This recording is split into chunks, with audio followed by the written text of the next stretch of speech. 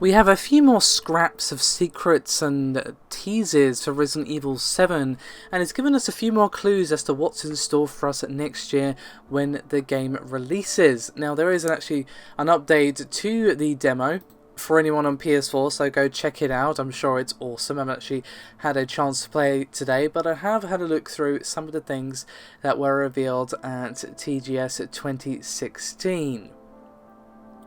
Now let's start off with a bit of sort of more sour news, shall we say, as the digital deluxe version is actually getting a bit of a price increase, quite a hefty one at that, of $10, going up from $79.99 to $89.99. So $90 for a digital deluxe version is quite the hefty price.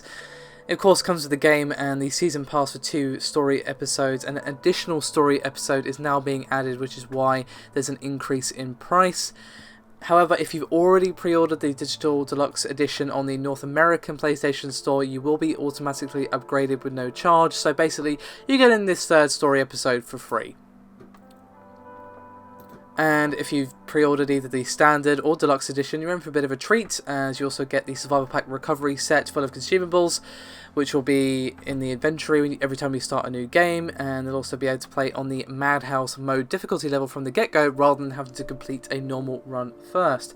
And there's also a item called a mysterious lucky coin that we obviously don't know what it does yet, because, you know, it's mysterious. However, the main bulk of information actually comes from a Famitsu article, which was helpfully translated by some folks over at Reddit. So, I'm not going to go through all of what they've discussed here. Some of it's a little bit dry and is referencing images that I don't want to show in the video, just in case Capcom get a bit narky.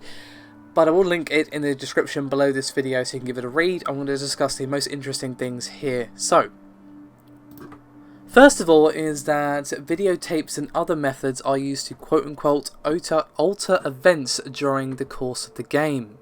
And apparently the enemies won't be as hard to deal with in this particular segment, and while of course Capcom have said multiple times now that there will be enemies in this particular game, it's not going to be an Outlast or an Amnesia, there won't be any hordes of enemies in Resident Evil 7, the enemies will be more personalised and stalkerish, but can be combated and defeated.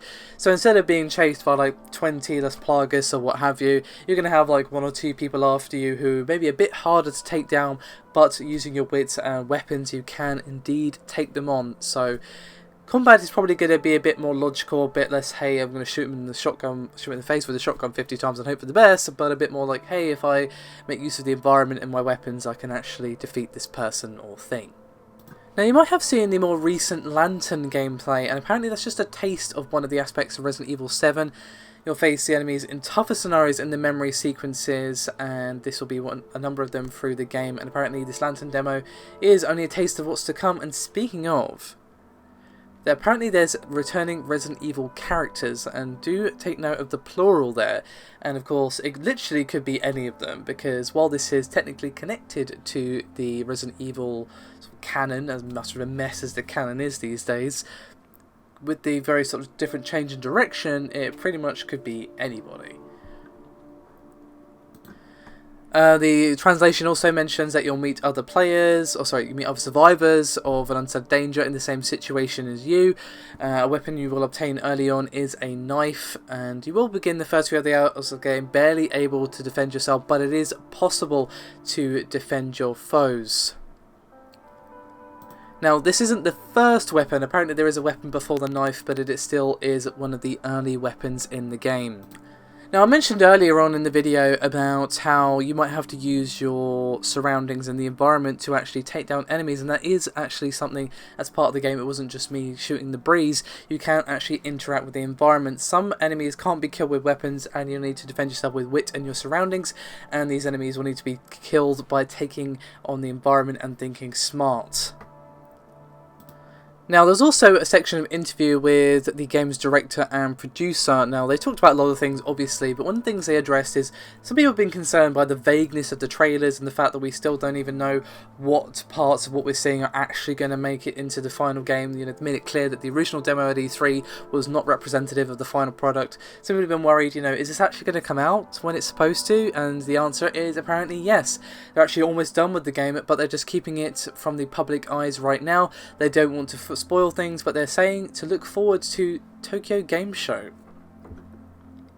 Now, a lot of this information came from trailers and, of course, the interview which I've discussed, so it does mean that there's potentially more information on the horizon, and looking at the screenshots, it does look quite good indeed.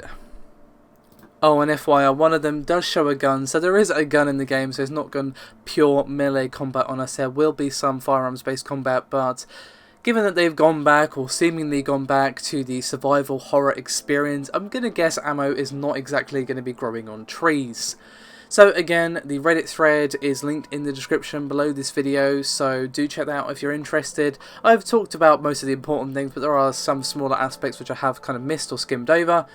But I have to say, Resident Evil 7 is sounding really, really interesting. After Resident Evil 6, I did kind of give up on this particular series, but that trailer at E3 and the demo have reignited my sort of hope in the franchise that it can be revived and can potentially actually be survival horror again. I'm really, really intrigued to see what Capcom have in store for us.